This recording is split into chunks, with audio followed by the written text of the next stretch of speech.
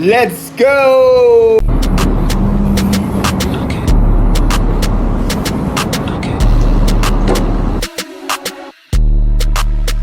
0% bearing death. That is the nightmare. We are talking about the absolute destruction of your wheel and you do not even see it coming. It is sitting there right now. It is waiting on you. You are riding down the street thinking you are the coolest person alive, and meanwhile your motor is planning a murder. It is a silent killer.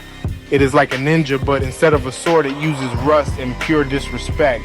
Let me tell you what I usually do when I get a brand new wheel. I do not just look at it and say, wow, look at that beautiful plastic. No, sir. I do not trust it. I treat that brand new machine like a suspect in a robbery. I get down on my knees and I stare at the seals. I give it the look, because I know the factories sometimes just throw a little drop of grease in there and say, good luck, Mike. They think it is a game. It is not a game. You see, I have been riding these things and taking care of motors for a long, long time. I have over 10 years of dealing with controllers and battery systems and these little spinning metal pieces of doom. I know the pain. I know what happens when you ignore the signs. You think you are safe because you paid thousands of dollars for a top-tier wheel. You are not safe. The bearings do not care about your bank account. Let us talk about what happens when you are just cruising. You are hitting 30 miles per hour. You feel like a superhero. Then suddenly you hear a tiny little sound. It is not a loud noise. It is a little crunch. It sounds like a mouse eating a potato chip inside your wheel. That is the first warning. That is the bearing telling you that your time is running out. If you ignore that mouse eating a potato chip, you are going to face the consequences. I see people online all the time crying about their wheels locking up. They go on the internet and they post pictures of torn up magnets and shattered metal. They say, oh my goodness, my wheel just threw me into the dirt for no reason. I read these stories and I just shake my head. There is always a reason. The reason is you let water and mud sit in there until the metal turned into orange powder. You turned your high-tech machine into a salt shaker. What I usually do when I hear even a whisper of a weird noise is I lift that wheel up instantly. I do not wait until tomorrow. I do not wait until I finish my ride. I lift it up right then and there. I spin that tire with my hand. You have to feel the spin. If it feels like you are grinding coffee beans through the pedals, then you are already in trouble. It should feel smooth like butter on a hot pancake. If it feels like gravel, you need to stop riding immediately. Think about the physics of this situation. You have a giant motor spinning at insane speeds right between your feet. The only things keeping that motor centered are two little metal rings filled with tiny metal balls. That is it. That is the whole line of defense. If those tiny balls get flat spots or if they get covered in dirt, they stop rolling. They start sliding. And when they slide, they get hot. They get so hot they can actually melt things. Imagine riding down the road and your feet suddenly feel like they are standing on a barbecue grill. That is not a feature. That is your motor turning into a furnace. I hear about guys who ride through deep puddles because they think their wheel is completely waterproof. They see a big puddle and they say, watch this. Then 2 weeks later, they are wondering why their wheel sounds like a washing machine full of wrenches. Water is the enemy. Water finds a way inside and it never wants to leave. When water gets inside, it invites his friend Rust to the party. Rust is the worst roommate ever. It moves in and it immediately starts destroying the place. It eats the metal. It creates friction. Friction creates heat, and heat creates a total lockdown. If your bearing locks up while you are moving fast, you are going to learn how to fly without wings. You will become an astronaut for about 2 seconds before you hit the pavement. That is why I always check the play in the wheel. What I usually do is I grab the tire with one hand and I hold the frame with the other hand. Then I try to wiggle it side to side. It should not wiggle at all. If it gives you a little click or a little wobble, that means the death watch has started. The bearing is loose. It has room to move. And when it has room to move, it is going to use that room to ruin your entire life. Another huge sign is the smell. Yes, you have to use your nose. You cannot just use your eyes and ears.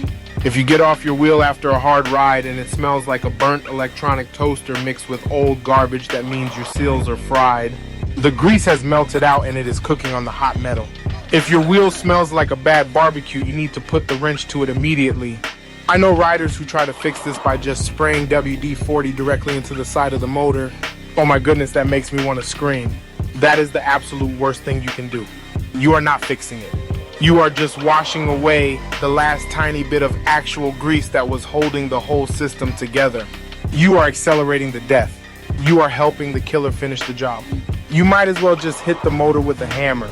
You have to understand that these high-performance wheels put an enormous amount of stress on those components. You are jumping off curbs.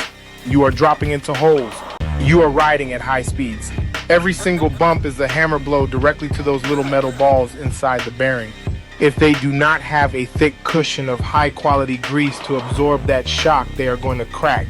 Once a ball cracks, it starts shedding tiny metal flakes. Those flakes go flying around inside the bearing housing. They get caught under the other balls. It becomes a chain reaction of absolute destruction. It is a microscopic demolition derby happening right under your sneakers, and you are just riding along listening to your music completely oblivious to the chaos. That is why preventative maintenance is the only way to survive. You cannot be lazy with this. What I usually do every single month is I clean the outside axle area completely. I get all the hair and string and dirt out of there. You would be amazed at how much random garbage wraps itself around your axle. It wraps around until it literally forces its way past the rubber seal. It acts like a saw cutting into your protection. If you let dog hair and dirt cut that seal open, you are opening the front door for the silent killer. You are basically inviting the rust inside for a drink. You have to keep that area immaculate. I look at my axle like a surgeon looks at an operating table. It has to be clean. It has to be perfect. Do not wait for the wheel to throw an error code. The motherboard does not know if your bearings are dying.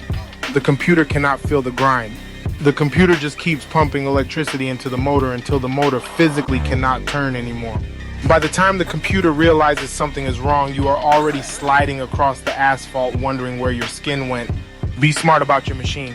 Listen to the tiny noises. Feel the vibrations through your feet. If your pedals start tingling like your feet fell asleep, that is not poor circulation. That is a vibration from a failing bearing traveling up the frame. It is sending you a Morse code message that says, please save me. Take care of your motor and it will keep you upright. Ignore the signs and you will end up as another sad story on a forum thread. Inspect the seals and spin the wheel and stay safe out there. What I usually do when I see someone riding through a dusty dirt trail like they are in a dirt bike movie, I look at them and I pray for their soul. I really do, because that dust is not just dust. That fine powder is like liquid sandpaper. It sits on top of your seals and it just waits for you to move. Every single time that wheel rotates, that dust is grinding its way deeper and deeper into the metal. It is a slow execution. I hear people talking on the forums about how they think their massive knobby tires protect the motor from getting dirty. They say, look at these big blocks of rubber, Kevin, nothing can get past this. Are you insane? The tire is literally throwing the dirt directly at the axle. It is a spinning wheel of self-destruction. It is taking the rocks and the sand and launching them right into the most sensitive part of your machine. It makes absolutely no sense. You have to think about the pressure too. When you are going fast or jumping off a ledge, you are putting hundreds of pounds of force onto those tiny components. If you are a big guy, it is even worse. Every time you land a jump, those bearings are crying out in agony. They are screaming for mercy. If you do not give them grease, they are going to quit on you. They will walk off the job right in the middle of your ride. What I usually do when I hear a customer or a friend say they feel a slight drag when they push their wheel is I tell them to step away from the machine. Do not turn it on. Do not touch it. A dragging wheel is a dying wheel. If you have to push your wheel and it feels like you are dragging a dead deer through the mud, your bearings have already given up the ghost. The metal has expanded from the heat and it is now fusing together. It is becoming one solid piece of useless metal. Imagine that happening while you are traveling down a main road next to actual cars. You are riding alongside a giant delivery truck and suddenly your wheel decides to become a statue. It just stops. It locks up solid. You are going to get launched like a human cannonball directly into traffic. That is not a comedy bit. That is a real-life disaster. All because you did not want to spend $20 on a new set of seals and some premium grease.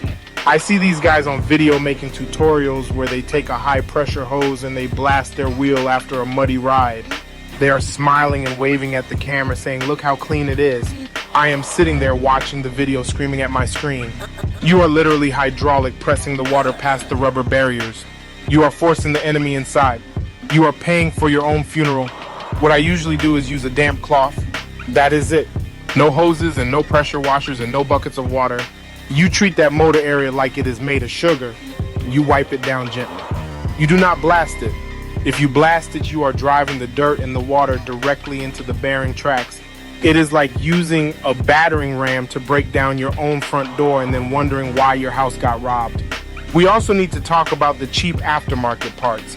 People want to save $1, so they buy these random bearings from mystery websites. They say, look, Kevin, I found a pack of 10 for $5. Wow, what a deal. You are putting a $5 piece of metal between your feet and the hard ground at 40 miles per hour. That is beautiful logic right there. You trust your teeth to a $5 piece of metal. Good bearings cost money for a reason. They use high-grade steel and precision engineering. They have seals that actually keep things out. If you buy the cheap stuff, you are just putting a timer on your next crash. It is a countdown clock to the pavement. Do not be cheap with the only thing keeping you from eating dirt. Check your wheel today. Do not wait for the weekend. Lift it up and listen to the spin and shake it to feel for any play. Be the boss of your machine instead of its victim. Thanks for watching.